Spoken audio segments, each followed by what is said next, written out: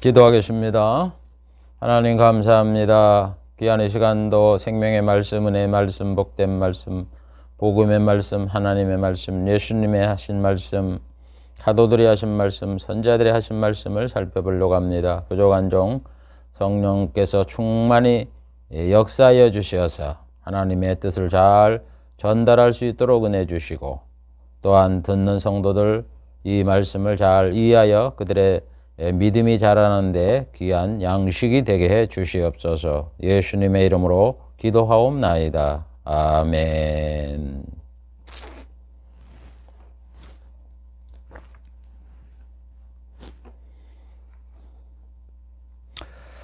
이 시간에도 복음의 성경에 대해서 살펴보려고 합니다.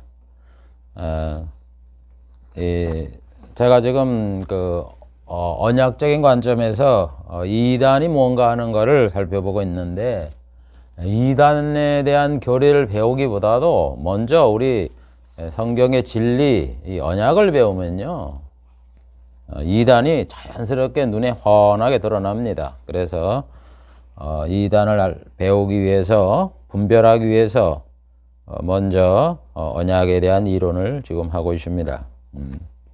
그래서 몇 시간이 지냈는데, 오늘도 신약의 그 저자들, 제자들이, 신약의 그 제자들, 제자에는 12사도가 있고, 또 신약 성경을 기록한 저자들도 있고, 또 그 외에 스데반, 빌립, 또 야고보, 예수님의 동생 야고보, 이런 여러 그 주의 제자들이 있잖아요.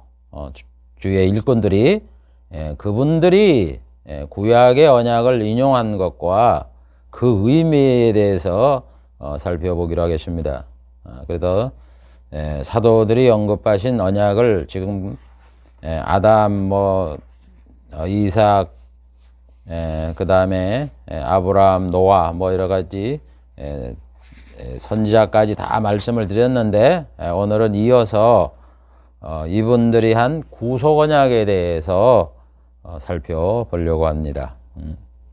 그래서 219번째 복음인 성경 9번째 시간이고, 두 번째 언약적인 관점에서 본 이단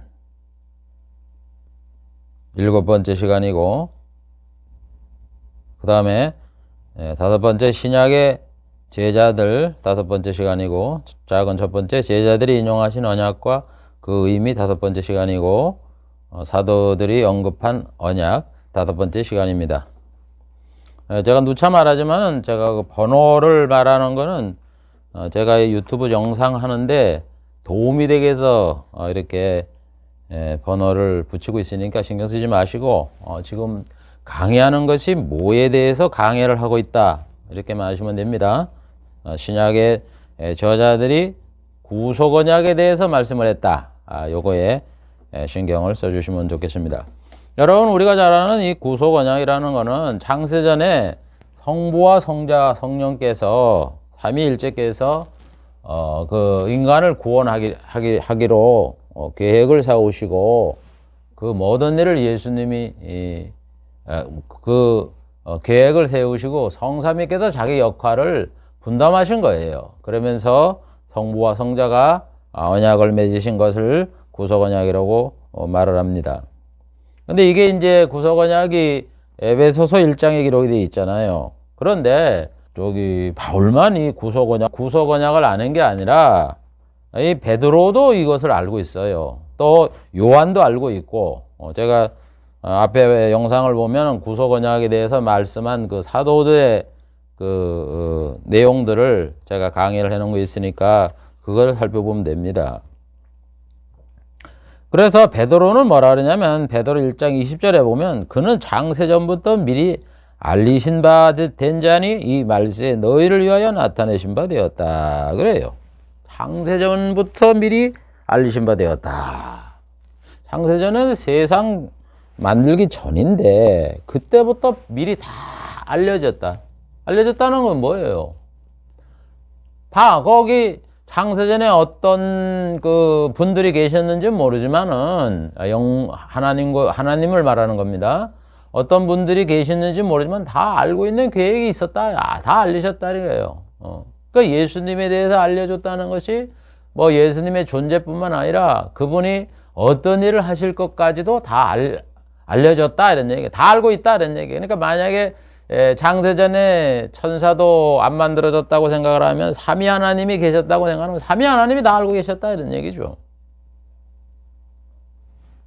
성부 성장께서 다 알고 계셨다 이런 얘기예요. 무슨 일을 하고 하나님이시니까 전지하시니까 다 아시겠지. 무슨 일을 하시고 이런 거를. 그러면서 말세 너희를 위해서 나타났다. 이렇게 예수님의 선제성을 말씀을 하는 거예요. 그러면서 뭐라 하냐면 베드로전서 1장 2절에 곧 하나님 아버지의 미리 아심을 따라 성령의 거룩하게 하심으로 순종함과 예수 그리스도의 핏부름을 얻기 위하여 택하심을 입은 자에게 편지한다. 이 베드로는요, 지금 베드로 전후서를 쓰면서 그 편지를 받는 수신자를 성도죠. 성도들에게 뭐라 그러냐면 하나님의 미리 아심을 따라 선택함을 받았다 이런 얘기예요. 하나님이 선택을 하는데 선택을 아무나 선택하는 게 아니라 하나님 다 알아요. 그러니까 이 바울은 선택만 얘기해요. 저 에베소서에 보면 장선에 그리스도 안에 선택했다 이랬는데 베드로는 미리 아심을 따라 선택을 했다 이렇게 얘기를 해요. 그러면 이제 이거에 대해서 좀 틀리지 않는가. 그래서 참 신학을 보면 많이 왈가왈부 하는데 똑같은 말씀이에요. 여러분 생각을 해보라고. 선택이라는 결정이잖아요. 사람이 결정을 할 때 거기에 대해서 사전 지식이 있지 사전 지식이 없이 그냥 결정을 합니까? 뭐 어떤 분들은 성격에 따라서 그냥 자기 그 직감에 의해서 선택하는 것도 있지만 대개 보면은 이렇게 사전에 교육을 보고 이걸 선택할까 이걸 선택할까 이렇게 좀 정보도 알아보고 뭐 사용도 해보고 뭐 이래고서 그 다음에 그걸 선택하잖아요. 마찬가지예요. 똑같은 말씀이에요. 미리 선택하기 전에 베드로는 얘기잖아요. 선택을 하기 전에 미리 아심을 따라 했다고. 미리 아신단 말이에요. 저 사람이 예수를 잘 믿을런가, 또 거룩하게 살런가 이런 거를 다 아시고 또 그 사람의 죄를 짓고 또 어떤 사람은 좀 거룩한 사람도 성도가 되고 또 어떤 사람은 아주 정말 세상에서 보면은 정말 엄청난 흉악범 이런 사람들이 또 예수를 믿잖아요. 전에 보면 지존파인가 그래갖고 7명 중에 갖고는 이 사람들이 몇 사람 예수 믿었잖아요. 그런 식으로 다 하나님이 아신단 말이에요. 그 아시는 미리 아심을 따라 선택을 했다 이런 얘기예요. 그러면서 뭐라 그래요? 성령의 거룩하게 하시며 순종한가. 예수님의 핏부림을 얻기 위해서. 예수님의 핏부림은 뭐예요? 예수님이 피를 흘림으로 죄사함을 얻는 거죠. 그러니까 지금 이 베드로가 얘기하는 게 구속언약이란 말입니다. 바울이 얘기한 에베소서 1장에 말한 그 구속언약하고 똑같아요. 보세요. 선택했다 그랬죠? 베드로가 선택했다 그랬죠? 바울도 선택했다 그랬잖아요. 장서전에 그리스도 안에서 우리를 택했다. 똑같죠? 근데 미리 아심을 따라 하나가 더 추가됐어요. 그러니까 내가 지금 설명했잖아요. 미리 아심이라는 거 선택하기 전에 하나님 미리 아시지 안 아시냐고. 사람도 미리 알고 정보를 알고 배우고 이렇게 한 다음에 선택하듯이. 그 다음에 뭐예요? 성령의 거룩하게 하심이 나와요. 성령의 거룩하게 하심. 여기도 보면은 여기 에베소서에 보면은 성령의 언급이 돼 있잖아요. 약속의 성령으로 인침을 받았다. 인침을 받은 거예요. 그 성령께서 하시는 일 보면 거룩하게 하잖아요. 그 다음에 또 뭐예요? 예수 그리스도의 핏부림을 얻는다. 예수님이 핏부림을 받아도 피부를 받아도 예수님의 피로 인해서 우리가 죄를 용서받는 걸 얘기하냐는 그걸 핏부림이라고 하잖아요. 바울은 뭐라 그랬어요? 1장 7절에 그의 피로 말미암아 구속 곧 죄사함을 받았다. 똑같은 말씀을 하고 있는 거예요. 표현을 다르게 하고 있는 것뿐이지.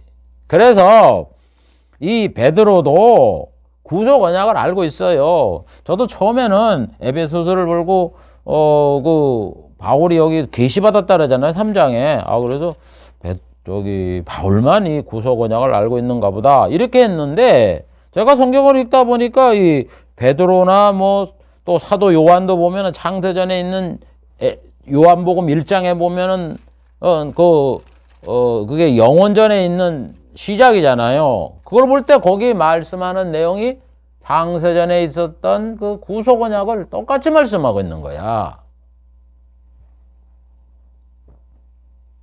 그래서 이 구속 언약이라는 것이 뭐 지금 참 부정하고 이러는 분들이 너무 많아요. 저는 좀 신학을 공부하면서 왜 이분들은 이 성경에 있는 거를 이렇게 참 부정을 하나 하면서 참 정말 가슴이 많이 아팠었어요. 그래서 제가 이 다른 것보다도 이 신학의 그 잘못된 거를 얘기를 할 때는 저도 모르게 좀 화가 나요. 그래서 자꾸 제가 이거를 강의할지는 모르는데 감정에 따르니까.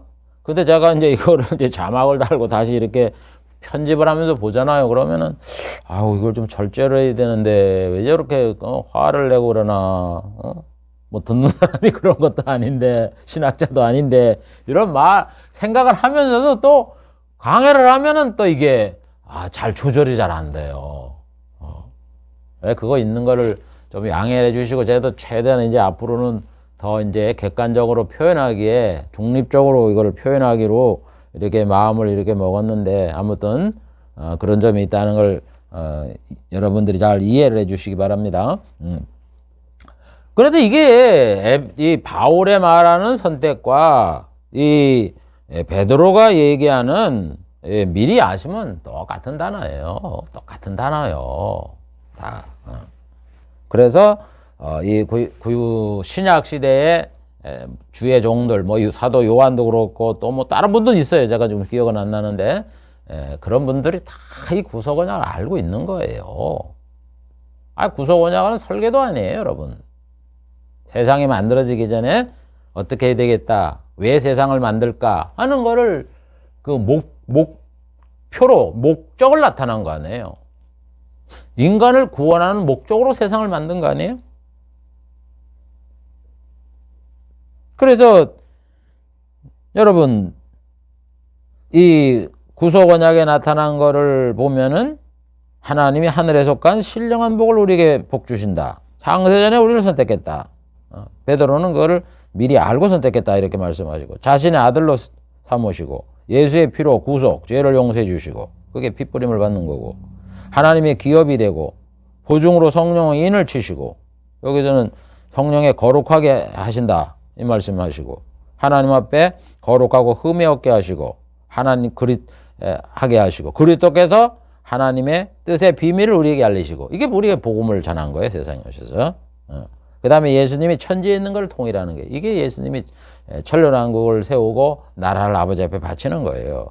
그래서 하나님의 은혜와 영광을 찬미할 것을 약속했다 하는 이 구속 언약을 이 베드로도 똑같이 이렇게 인정을 하며 말씀을 하는 거예요. 그래서 이게 이제 인간 구원 아니에요. 그러니까 만물을 만들기 전에 창세전에 성부와 성자가 인간을 구원하는 계획을 이 구속 언약 속에서 서로 언약을 하시고 그랬기 때문에 창세전부터 미리 알리신 바 됐다 이거예요. 성부와 성자 성령께서 다 아셨다. 이런 의미로 우리가 해석할 수가 있는 거예요. 그렇게 하고 인간을 구원하기 위해서 만물을 만든 거예요. 그럼 여러분 만물을 우주 창조를 누가 했습니까? 성부가 하셨다. 물론 성부도 하셨죠. 그러나 성경을 보면 삼위가 하신 거로 나와요. 골로새서 1장 16절에 보면은 그래서 그 구속 언약의 내용이 복음의 내용이다. 이렇게 말씀을 하는 거예요. 사도들 모두가. 즉 인간을 구원하여 천국에서 영생 복락을 주는 일에 예수님이 중추적인 역할을 한다는 것을 성부와 성자가 약속한 거예요. 그래서 여러분 구속 언약을 보면 가장 중요한 게 뭐냐? 그리스도 안에 선택했다. 그리스도로 말미암아 그리스도 안에서 그리스도가 피를 흘리고 그리스도께서 안에서 통일되고 그리스도가 또 뜻의 비밀을 우리가 알리시고 모든 게 이제 그리스도 중심으로 되어 있단 말입니다.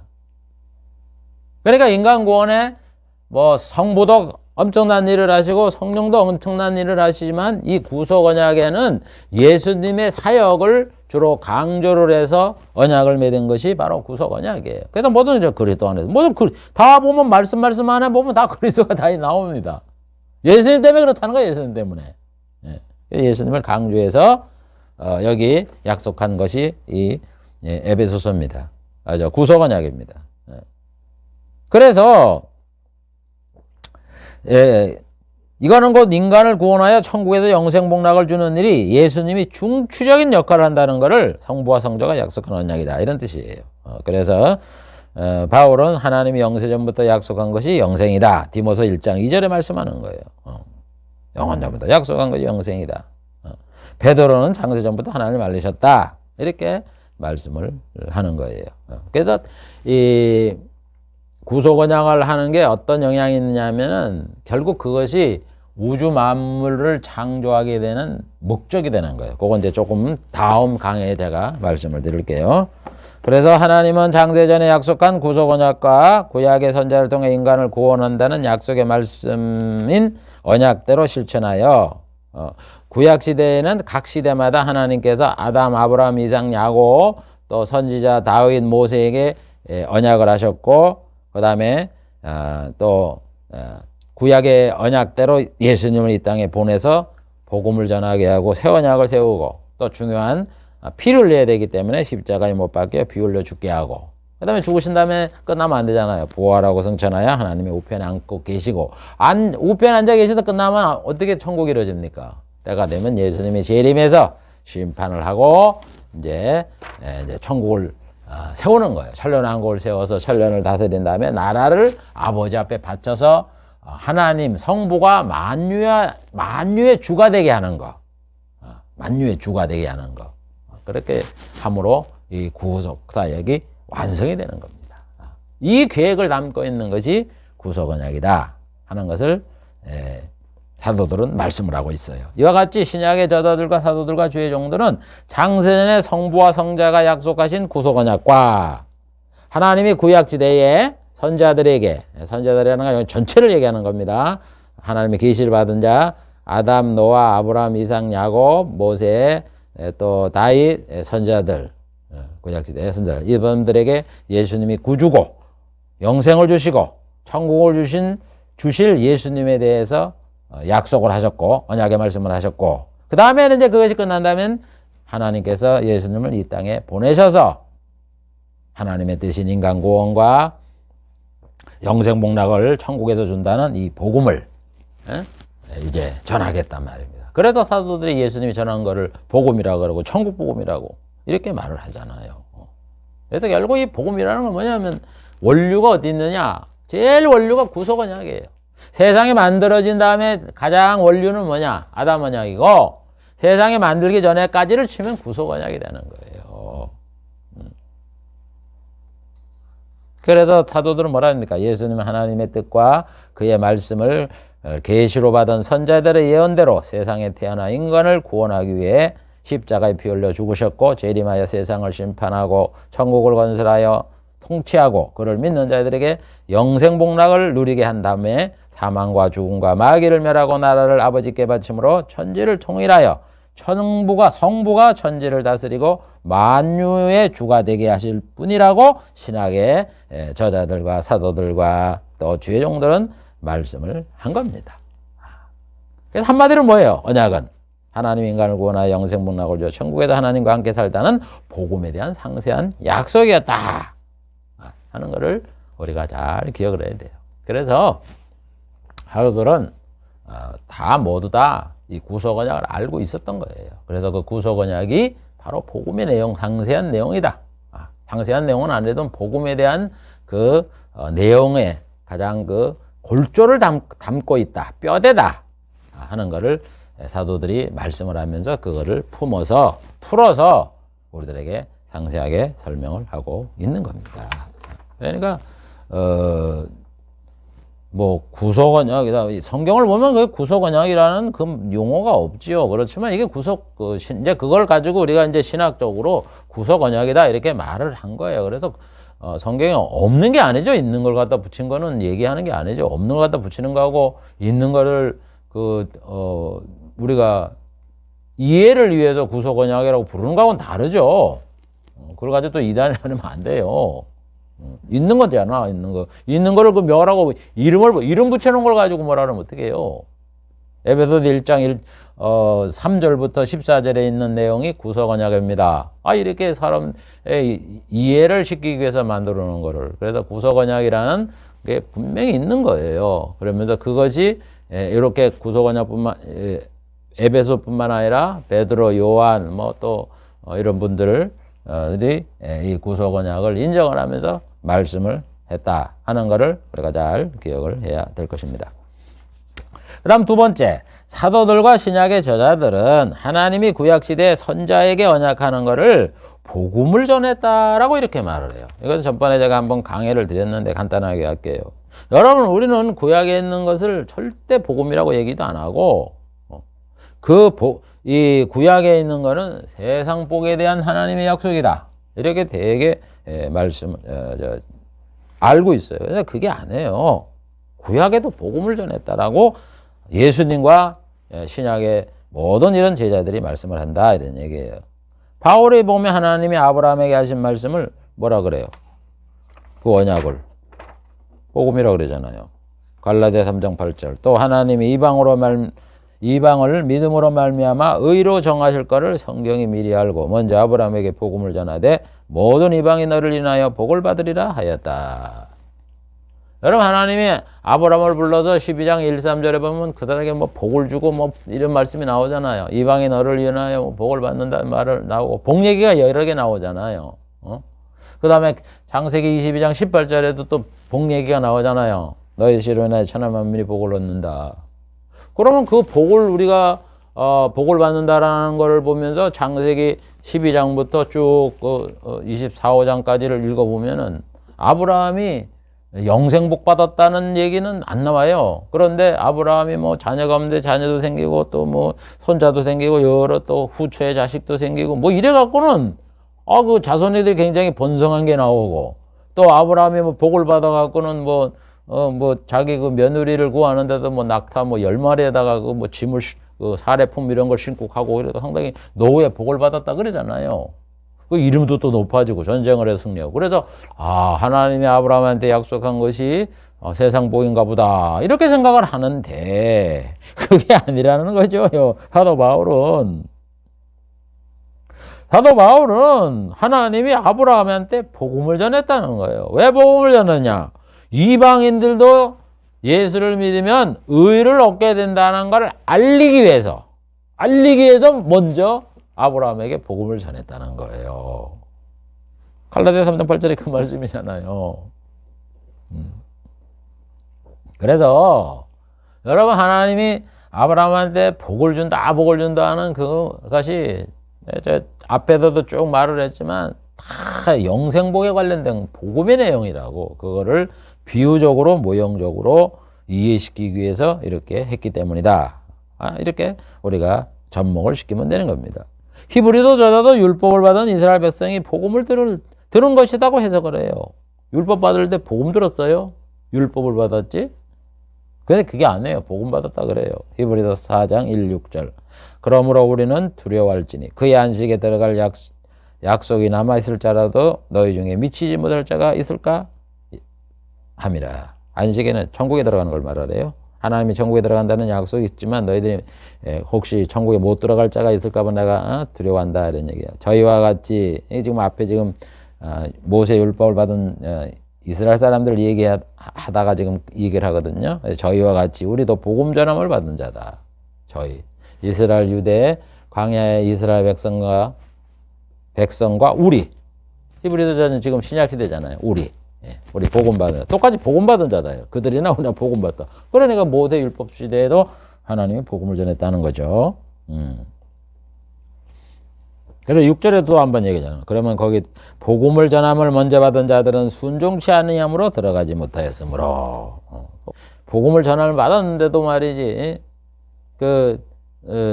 불순종해갖고, 10번을 가나안 땅에 들어간다고 이래 약속을 했는데, 10번을 불순종을 했잖아요. 그러니까 가나안 땅이 뭐예요? 천국이에요, 천국. 여러분, 모형으로. 그러니까 거기 못 들어갔잖아요, 가나안 땅에. 못 들어갔다는 거예요, 여기서. 복음 전함을 먼저 받은 자는 순종치 아니함으로 못 들어갔다. 가나안 땅에 문자적으로는 가나안 땅을 못 들어가는데 하나님의 의도는 내가 약속의 땅을 주겠다는 거야. 약속의 땅은 아니에요, 가나안 땅이. 우리 약속의 땅이 뭐예요? 천국 아니에요. 똑같은 의미를 쓴 거예요. 가나안 땅에 못 들어갔다는 건 천국에 못 들어갔다는 소리야. 그래서 복음 전함을 먼저 받은 자는 들어가지 못했다. 이 사람이 복음을 전함을 받았다, 복음을 들었다는 거예요. 그렇게 얘기를 해요. 스데반 집사님도 광야에 뭐가 있었다 그래요? 교회가 있었다 그러잖아요. 교회. 그 다음에 모세가 받은 율법을 포함한 언약, 모세 언약을 뭐라 그래요? 생명의 도라 그러잖아요. 교회가 있었다. 교회가 뭐예요? 여러분, 교회는 성도잖아, 성도. 광야에 성막만 있다는 그저 건물을 얘기하는 게 아니라 교회가 있었다는 건 성도가 있었다는 성도. 하나님의 백성. 이스라엘 하나님의 백성 아니에요. 성도도 있었고. 복음의 모세가 받은 율법을 뭐래? 생명의 도래, 생명의 도. 여러분, 한번 생각해 보세요. 생명의 도라는 건 뭐예요? 영생을 주는 복음을 얘기하잖아요. 그런데 모세 율법을 지금 우리가 모세 율법 지키지 말라 그러잖아. 동물 제사 드리는 거 안 하고 할례 행하고 이런 거 안 하잖아요. 이단이라 그러잖아.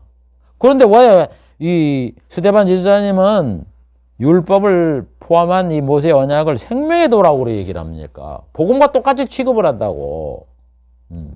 그러니까 이게 뭐냐면 우리가 잘 이해를 해야 돼요. 바울도 그러고 히브리도 그러고 스데반이 그래도 다 똑같이 이분들이 생각하는 마인드는 뭐냐면은 구약에는 이래 보면은 문자적으로 보면은 가나안 땅 얘기를 하고 아브라함의 자녀를 얘기를 하고 내가 너한테 복을 준다고 얘기를 하고 이렇게 하는데 그게 다 뭐예요? 복음의 모형을 지금 모형으로 생각을 하고 하나님은 그걸 복음의 모형으로 만들어 놓고 이 사람들에게 얘기를 하는 거예요. 하나님의 뜻을 이해를 잘하고 사람의 듣는 입장에서 이 두 가지를 잘 바라보시라고.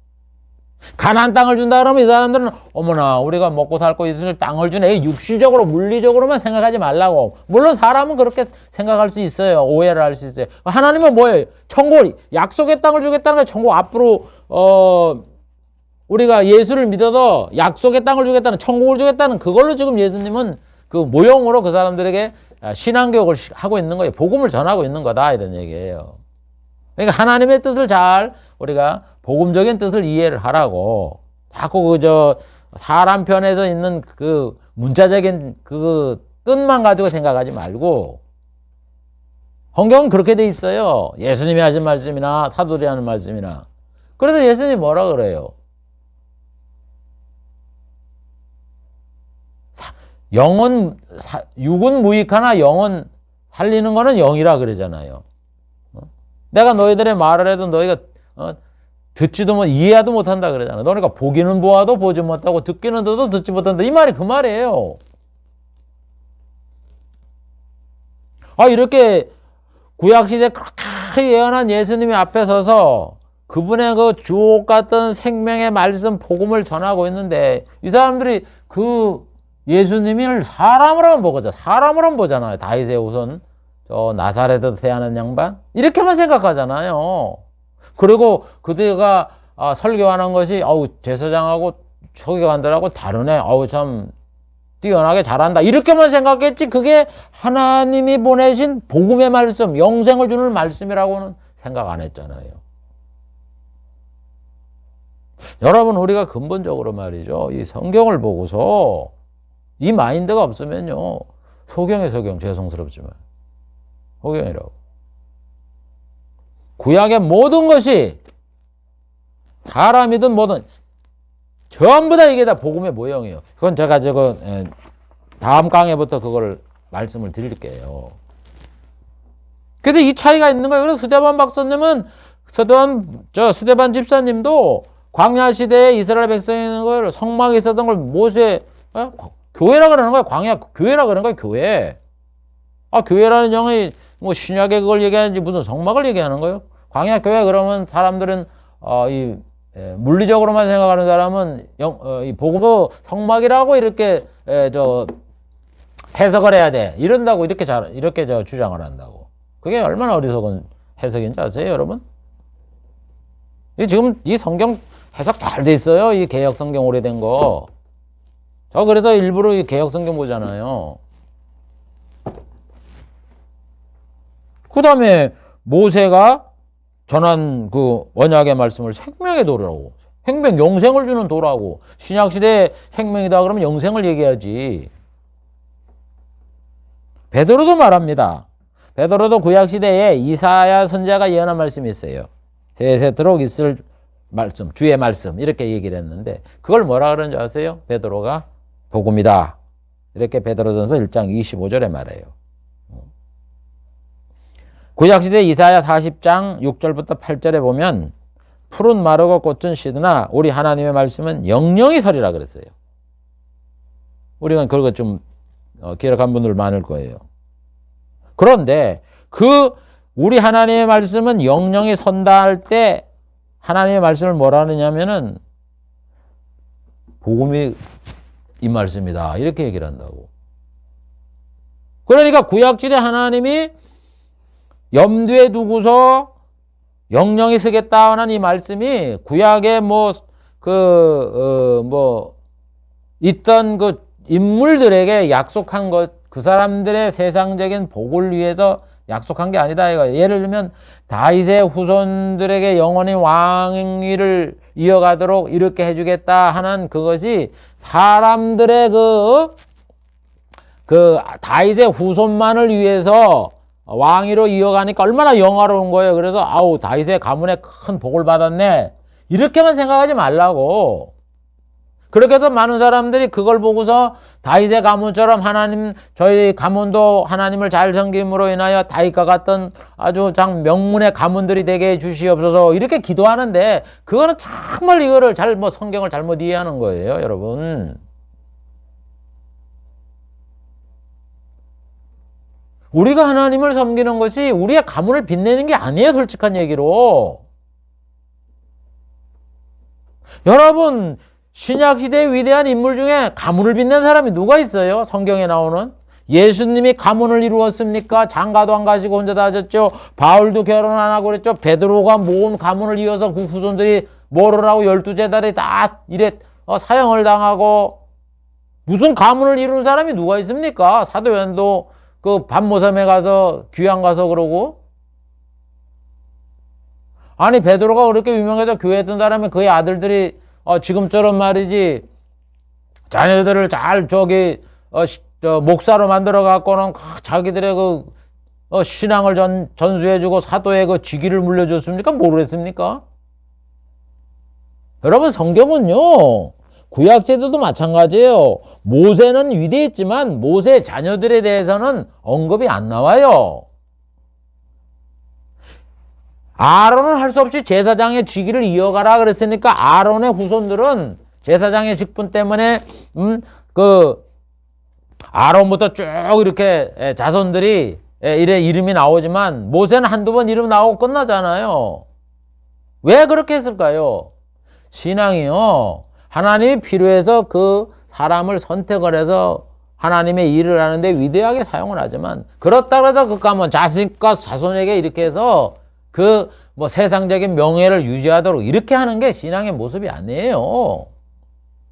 여러분 그걸 착각하지 마세요.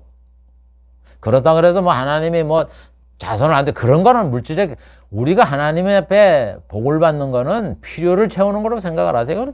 쓸 것을 주신다 그러잖아요. 누구든지 쓸 것을 다 주신다고. 거기에 우리의 만족을 하고 이렇게 하는 거지. 가문에 위대하게 되고 매 신명기 28장 돼서 머리가 돼서 1등만 하려고 그러고. 생각을 해보세요. 1등 하는 거 물론 좋지요. 그럼 2등 하는 사람도 있고 꼴찌 하는 사람도 있는데 그 중에 성도가 있습니까? 없습니까?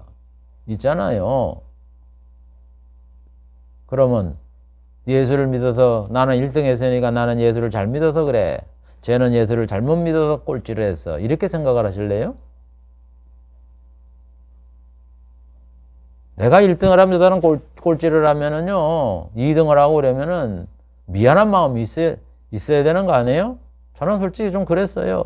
제가 1등을 할 때 2등을 하면은 내가 또 2등하고 몇 등 뭐 3등도 하고 5등도 하고 이러다가 1등 했으면은 기분이 좋지만 2등 했을 때 아우 쟤가 나보다 더 잘했네 그러면서 조금 좀 마음이 안 좋을 때도 있잖아요. 마찬가지요. 성경은 절대 1등, 2등 안 나눠요. 예수님은 신약시대에는. 그러니까 그런 거를 오해를 잘 이렇게 하지 마시고 이해를 해서 구약에는 복음을 설명하기 위해서 모형적으로 그렇게 말을 한 거고 하나님이 원하고 있는 거는 복음이다 이거예요. 복음을 전하는 거다. 이게 최고예요. 그러니까 가장 성공이 뭐냐? 자기 자신에게 성공은 예수 믿는 거예요. 누구든지 예수 믿으면 성공했어요. 하늘나라 가면은 얼마나 영광을 누리는데 우리가 뭐 어디에 뭐 공부를 잘하거나 뭐 스포츠를 잘하거나 뭘 잘해서 1등 하면은 조금 영광 누려요. 돈도 많아지고 명예도 있고. 그거 천국에 가면 아무것도 아니에요. 우리가 밟고 다니는 게 전부 다 그 찬란한 금인데, 금이 뭐 보통 금입니까? 다이아몬드 같은 금인데, 투명한 금이 어디 있어요? 투명한 게, 저기 다이아몬드가 투명하잖아요. 금이 불투명하잖아요. 천국에 가면은 투명한 금이라고, 다이아몬드 같은 금이라고요. 다이아몬드 같은 금이 있으면 다이아몬드보다 더 비싸죠, 그게.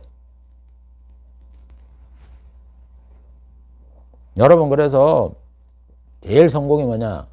예수 믿는 거예요. 그 다음 성공이 뭐냐? 다른 사람한테 전도해서 한 영혼을 구원하는 거예요. 천하보다 귀한 생명을 하나 구하는 거. 이게 하나님이 제일 기뻐하는 거예요, 이게. 그게 가장 큰 성공이에요. 그걸 하라고 우리가 성경에서 가르치는 거지. 무슨 세상 복 받는 거, 뭐, 가문을 데리고 그렇게 얘기를 합니까? 나는 그 가문 잘 되고 이러는 걸 부정하는 게 아니라 하나님이 강조하는 거는 영혼 구원이고 복음, 하나님의 나라를 확장시키고 거기서 충성하고 희생하는 거를 우리 하나님이 원하는 거지. 어디 예수님이 가문을 위해서 일하라고 말을 하는 게 어디 있습니까? 심지어 뭐 어떤 사람이 아우 예수님 나 저기 예수님을 쫓으려고 그러는데 우리 아버지가 돌아가셨네요. 가문에 누가 돌아가셨는데 가다 저 장사 지내고 올까? 그러니까 장사 지내고 내가 올게. 그러니까 뭐라 그래요? 죽은 자를 장사하고 너는 나를 쫓으라 그러잖아요. 무슨 자기의 관심이 있고 가문에 관심이 있습니까? 그래서 이 베드로도 구약의 한 이 말씀이 복음인 것을 이해를 하고 복음적인 관점에서 그 모든 사건과 인물과 내용들을 살펴봤다. 그래서 이사야가 얘기한 푸른 마르고 꽃은 시드나 우리 하나님 말씀은 영영이 살이라 한 이 하나님 말씀이 복음이다. 이렇게 말씀을 했던 거예요. 그래서 앞에 지금까지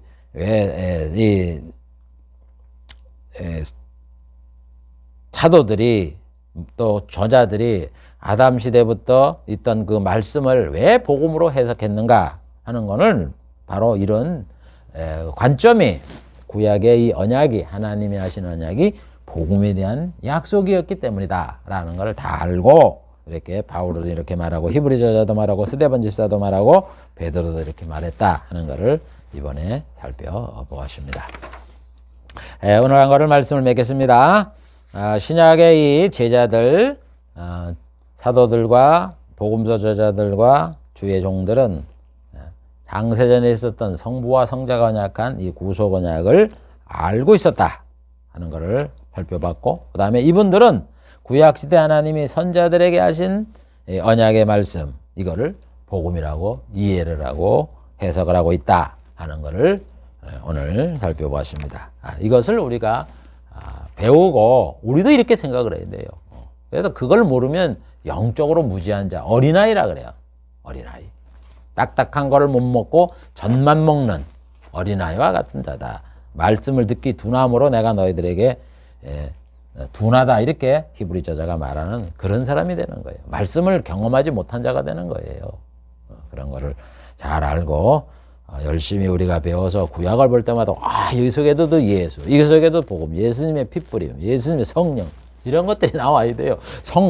성전의 그 법궤와 이런 거를 볼 적에도 보면 어우 법궤 하나님이 계신 천국이네. 그 스랍은 아우 천사 그 내생물이 있고 그 앞에 수천 천의 그 수만만의 그 천사가 있는 모형이네. 떡상에는 예수님의 몸을 얘기를 하는 거고, 예수님의 또 그 피는 바로 예수님의 피 흘림을 얘기를 하는 거고, 그 다음에 향은 우리의 기도를 얘기하는 거네. 그 다음에 등잔불을 피는 건 성령이 계시는 걸 얘기를 하는, 이런 것들을 우리가 머릿속에 집어넣으면서 이 모세 시대의 이 성전의 이 모습, 이런 것들은 다 복음의 모형이었구나. 그래서 그 안에 다 이렇게 만들어 놓고 그거를 모형을 섬기라 그랬구나. 그래 이 사람들도 다 복음을 전함을 받았네. 이렇게 우리가 이해를 하면서 그 속에서 풍성한 진리를 얻고 그러는 거죠. 그 사람들은 뭐 법궤 만들고 뭐 무슨 떡상 만들고 맨날 그거 하고 그 뒤치작거리하고 뭐 아니 제사장만 보고 뭐 어디 백성들은 그거 하는데 그걸 봤습니까?